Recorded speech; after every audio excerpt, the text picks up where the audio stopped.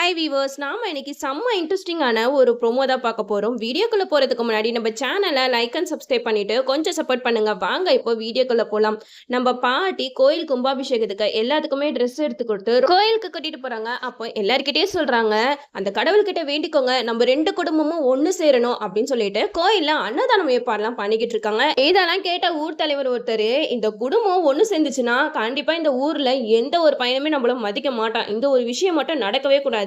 அது மட்டும் இல்லாம இப்ப கும்பாபிஷேகம் நடந்துடவே கூடாது, அப்படி நடந்துருச்சுன்னா அவ்வளவுதான், நம்மளுக்கு இருக்கிற மரியாதைலாம் போயிடும் அப்படின்னு சொல்லிட்டு அந்த போலீஸ்கார்கிட்ட சொல்றாங்க. அப்ப 2 பேருமே சேர்ந்து ஒரு முடிவு பண்றாங்க, இந்த குடும்பத்தை அசிங்கப்படுத்துறதுக்கு நான் ஒரு வழி வச்சிருக்கேன் அப்படின்னு சொல்லிட்டு கோயில் அன்னதான சாப்பாடுல விஷத்தை கலக்கிறதுக்காக ஒரு ஆளை ஏற்பாடு பண்றாங்க. அப்போ அவனும் அந்த விஷ பாட்டில் எடுத்துட்டு போயிட்டு அந்த சாம்பார் ரசம் அதுல எல்லாம் விஷத்தை கலந்துடுறான். இந்த விஷயம் நம்ம கார்த்தி ரேவதி இவங்க யாருக்குமே தெரியாது. இவ்வளவு பேர் இருக்காங்க, இவ்வளவு பேரை மீறி எப்படிதான் இந்த விஷத்தெல்லாம் கலக்குறாங்கன்னே தெரியல. இது தெரியாம அன்னதான ஏற்பாடுலாம் பண்ணிட்டு பாட்டி சொல்றாங்க, ரேவதி எல்லாத்துக்குமே சாப்பாடு பரிமாறுமா அப்படின்னு சொல்ல, ரேவதி அந்த விஷம் கலந்த சாம்பார் எல்லாத்தையுமே எடுத்துட்டு வந்து எல்லாரும் சாப்பாடுலயும் ஊத்திட்டு இருக்காங்க. ஆனா நம்ம கார்த்திக் இந்த விஷயம் எதுவுமே தெரியாது. கடைசி நேரத்துல இந்த விஷயத்த தெரிஞ்சு யாரும் சாப்பிடாதீங்க அப்படின்னு சொல்லிட்டு கார்த்திக் நிறுத்துவாரா?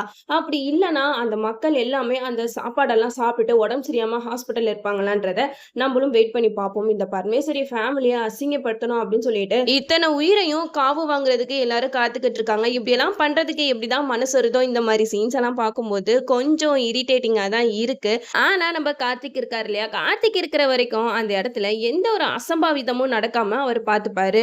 ஒரு தடவையும் இந்த குடும்பத்தை அசிங்கப்படுத்தணும் அப்படின்னு சொல்லிட்டு அவங்க என்ன பிளான் பண்ணாலும் சரி, அது கடைசியில மொக்கையா தான் முடியுது. இதையும் நம்ம கார்த்திக் எப்படி ஹேண்டில் பண்ண போறாங்க அப்படிங்கிறதையும் நம்ம வெயிட் பண்ணி பார்ப்போம். ஓகே வியூவர்ஸ், இந்த வீடியோ உங்களுக்கு பிடிச்சிருந்தா லைக் பண்ணுங்க, மறக்காம நம்ம சேனலை சப்ஸ்கிரைப் பண்ணிடுங்க.